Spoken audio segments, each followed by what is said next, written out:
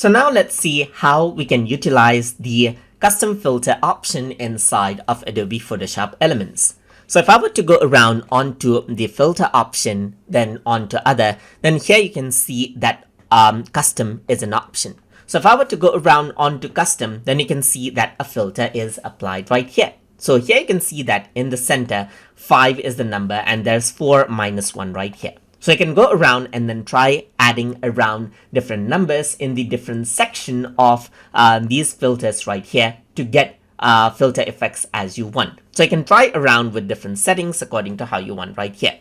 So if I were to go around and turn this to 4, you can see that it darkens out. That is because while you're using this custom filter right here, the total value after you add all of the values right here should be 1. So 4 minus 4 ones is equal to 0, and that is why it is having the 0 value of black right here.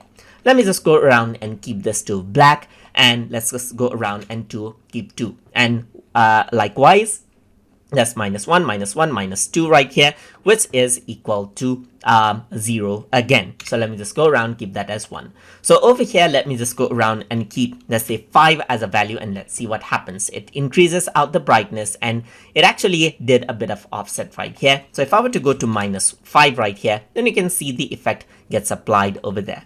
So let me just go around, add in 10 effect right here, minus 10 over here, and you can see that a different type of effect actually pops up. You can go around and change around the offset over here as well to, let's say, for example, 100, and you can see that the brightness changes out accordingly.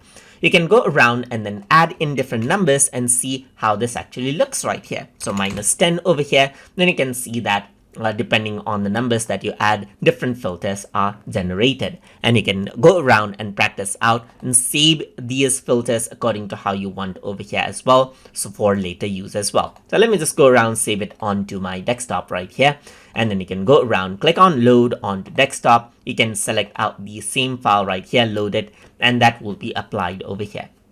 And that is how you can go around and then get a custom filter by entering out the numbers inside of Adobe Photoshop Elements. So I hope you guys learned something as always. And as always, please like, comment, share, and subscribe.